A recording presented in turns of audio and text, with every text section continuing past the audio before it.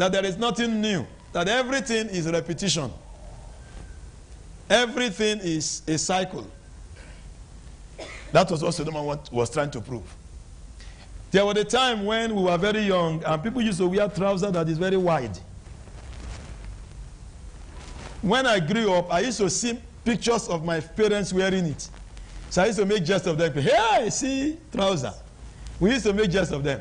And then, you know, they used to wear shoes that were very tall. How many of you have seen those shoes before? That has on wood, very heavy. Sir? Platform. That's what they call it here. All right. In Nigeria, they call it benga. Benga is lift me up. So a lot of short people like those kind of shoes. You see, it has wood under and then it lifts people up. Now, it happened in my forefathers and my father's time. When we were growing up, we see their pictures. We make jest of them. Ah, Mama, why were you wearing it? After some years, it happened in our time. People started wearing it. People started wearing it. In fact, in our time, they started calling it Keep Lagos Clean. It used to be very wide. Then when it's going to be sweeping the floor like that. So they call it Keep Lagos Clean. They call it old school. Oh, you didn't know? They call it old school. In fact, there's some churches, they do old school Sunday. People will dress like people used to dress in days of our forefather. They will tie their hair. They will tie some ribbon on it like a baby.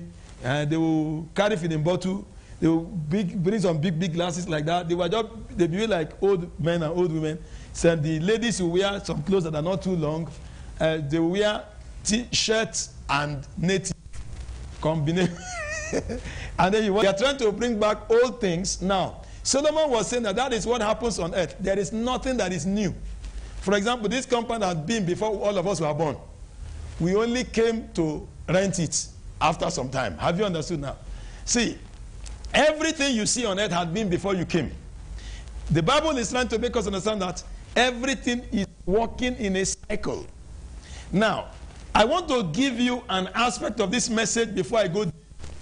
And the aspect of the message I want to give you is that no matter how stationary or static everything is, God can still do a new thing in your life. Because by the time I get to some deep part of the message, you say, whoa. So it means I am doomed. My life cannot change anymore. No way. Not change anymore. No way. I want to show you that the Bible also says God will do a new thing. Isaiah chapter 43, verse 18 to 19. No matter how static or stationary everything is, God will do a new thing.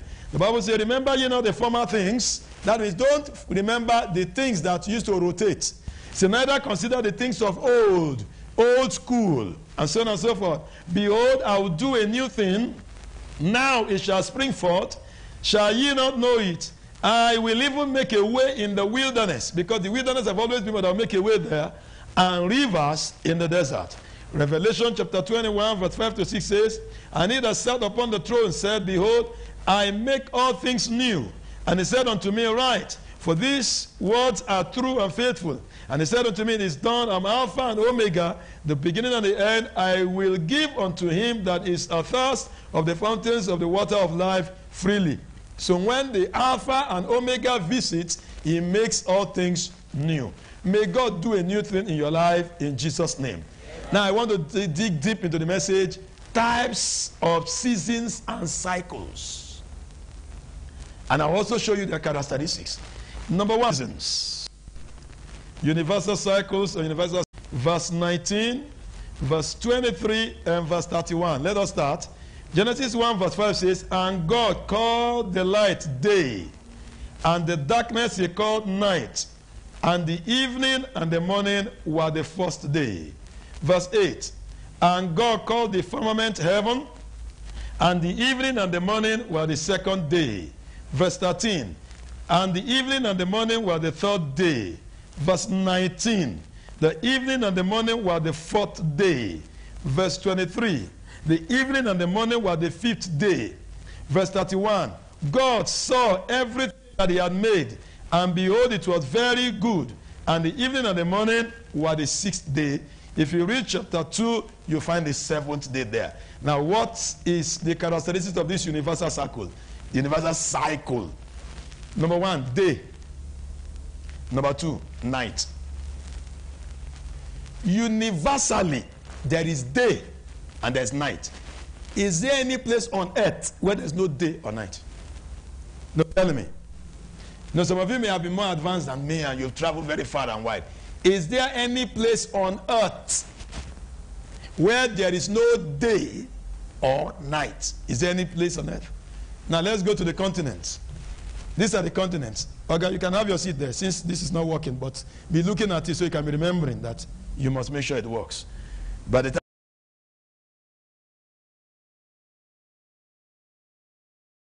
you look at it, you conceive how to make it work. Am I correct? Yes. Sit down in front here and be looking at it. And be writing your notes. Now look at Europe. Look at Asia.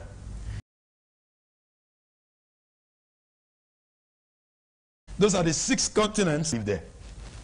Human beings have they started living there? You know, anything can happen. The North Pole and the South Pole. I was told it's extremely cold. Eskimos live there. And Eskimos, are they human beings? I don't know. They are human beings. They are adapted to conditions there. Oh, they've already adopted. They are 5 Eskimos, sorry, in case you are there. I don't. One us to you guys. Because obviously we should preach the gospel to every creature. I didn't. Eskimos. There is a church that has reached them. Oh, there's a church that has gone there. Yes. Okay, but Documented. Because the place is extremely cold. Now listen, let us pick the point. Let us not deviate because the teaching is too wide. Now, every one of them have nights. Do you know presently it is evening here? It is morning in America.